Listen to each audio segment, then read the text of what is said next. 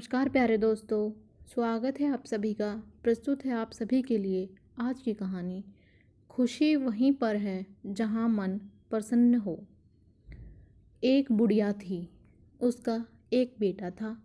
दोनों ही बहुत ही कठिनाई में जीवन व्यतीत कर रहे थे। एक दिन बुढ़िया के पुत्र ने अपनी माता से कहा कि यहाँ पर तो मेरे लिए कोई काम है नहीं, आप मुझे अनुमति दीजिए ताकि मैं किसी दूसरे नगर जाऊं। हो सकता है वहाँ पर मुझे कोई काम मिल जाए और मैं पैसा कमा सकूं। बूढ़ी माँ ने अपने बेटे को आज्ञा दे दी और जाते समय उसको एक सिक्का दिया और थोड़ी सी रोटी यात्रा मार्ग के लिए। इसके बाद बेटा इसके बाद उसने अपने पुत्र को विदा किया। बुढ़िया का बेटा चलते चलते एक बाजार में पहुंचा। वहां पर उसने एक बूढ़े बाबा को देखा। वह चिल्ला चिल्ला कर कह रहा था कि कोई है जो मेरे जीवन के अनुभव को एक सिक्के में खरीदे। कोई भी उस बूढ़े बाबा की बात नहीं सुन रहा था। इसी बीच उस युवक ने सोचा कि मेरे पास एक सिक्के के अतिरिक्त कुछ भी नहीं है, क्यों न यह सिक्का मैं इस बाबा को दे दूं। उसने यह सोचते हुए कि आजीविका का प्रबंध करने वाला तो ईश्वर है, वह सिक्का बाबा को दे दिया। सिक्का देते समय युवक ने बाबा से कहा, अब तुम मुझको अपने जीवन का अनुभव बताओ। बाबा ने कहा कि कोई भी अपनी वर्तमान स्थिति से संतुष्ट नहीं है। वह सोचता है कि इस स्थान से किसी दूसरे स्थान पर जाऊं ताकि मेरी स्थिति बेहतर हो जाए। बाबा ने कहा कि मेरे हिसाब से तो वह स्थान उचित है जहां पर मन को शांति मिले। प्रसन्नता महत्वपूर्ण है, न कि स्थान। बाबा की बात सुनने के पश्चात युवा आगे बढ़ गया और चलते चलते एक जंगल में पहुंचा। वहां पर उसने देखा कि बहुत से लोग एक कुएं के किनारे पर जमा हैं। उसने उन लोगों से पूछा कि क्या हुआ।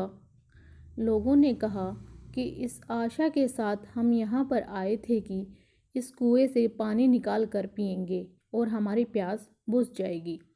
हमने कुएं से पानी निकालने के लिए कई बार रस्सी में बाल्टी बांधकर कुएं में डाली और हर बार रस्सी टूट गई और बाल्टी कुएं में ही गिर गई।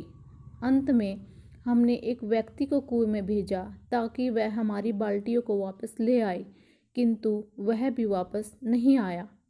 पता नहीं इस कुएं में क्या है।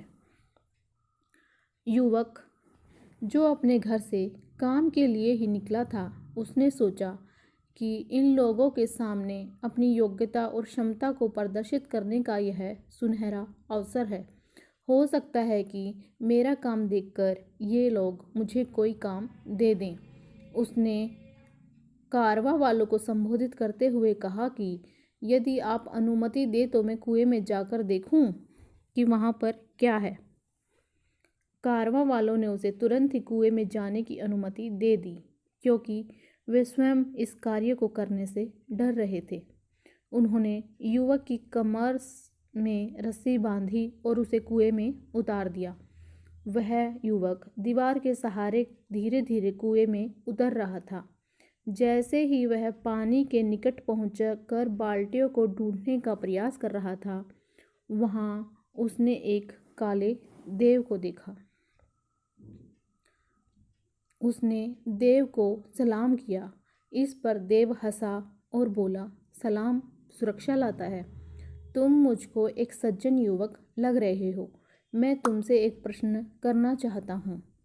यदि मेरे प्रश्न का सही उत्तर दे दो, तुम्हें यह अनुमति दूंगा कि कुएं से पानी लेकर सुरक्षित वापस चले जाओ। यदि तुमने मेरी बात का सही उत्तर नहीं दिया तो मैं तुमको भी उन्हीं लोगों की भांति यहाँ पर बंदी बनाऊंगा जो तुमसे पहले यहाँ पर आए थे। ऐसे में युवक ने सोचा कि क्यों मैं आया यहाँ पर।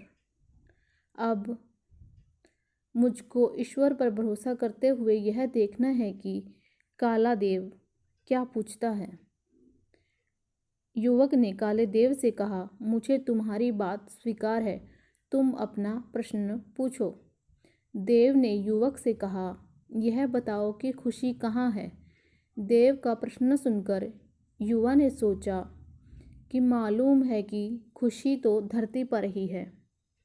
फिर उसने सोचा, यदि यह मैं उत्तर इसको दूंगा तो हो सकता है उसे बुरा लगे, क्योंकि इसका घर तो अंधेरे कुएं में है।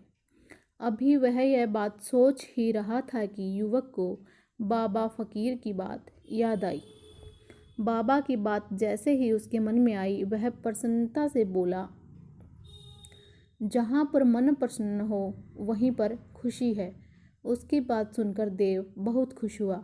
उसने कहा कि तुम्हारी बातों से पता चलता है कि तुम बहुत ही समझदार और अनुभवी हो। तुमसे पहले जिससे मैंने यह प्रश्न किया था, उसने मुझसे कहा कि धरती पर पाए जाने वाले बाग खुशी का स्थल हैं, जबकि मुझको तो यही स्थान अच्छा लगता है और मैं इसे ही पसंद करता हूँ। देव ने कहा कि जाओ, बाल्टियों को ले जाओ, मैं तुमको 3 अनार और दूंगा। जब तक अपने घर न पहुंच जाना, किसी से भी इस बारे में कोई बात नहीं करना। युवक ने देव का आभार व्यक्त किया, बाल्टियों को पानी से निकालकर एकत्रित किया और उनको पानी से भरकर वापस ऊपर भेज दिया। इसके बाद वह भी कुएं से वापस निकल आया। बाहर आने के बाद उसने देव की कहानी कारवों वालों को सुनाई, किंतु अनार के बारे में उसने किसी से कुछ नहीं कहा। कारवा वालों से उसने विदा ली और अपने नगर को वापस आ गया।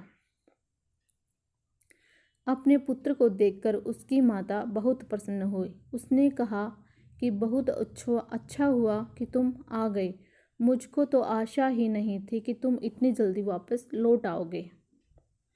युवक ने कहा कि ईश्वर ने मेरी सहायता की। अब तक मुझे एक गाय और एक भेड़ उपहार में मिल चुकी है। कुछ दिनों के बाद जब मैं कारवां वालों के साथ उनके नगर जाऊंगा तो कुछ और काम भी कर सकता हूँ।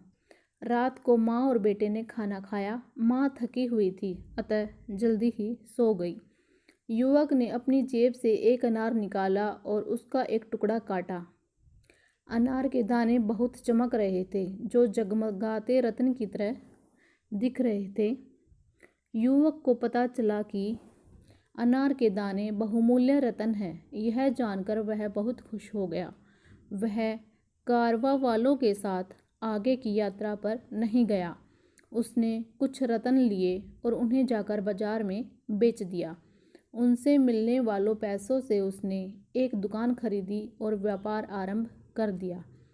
जब भी लोग किसी ऐसे व्यक्ति को देखते हैं जो अनुपयुक्त स्थान पर रहता हो या उसकी आय कम हो और बड़ी कठिनाइयों से जीवन व्यतीत हो रहा हो, तब इन सब के बावजूद भी वह खुश हो, तो लोग यह कहावत दोहराते हैं, कुजा खुश अस्त, आंजा के दिल खुश अस्त।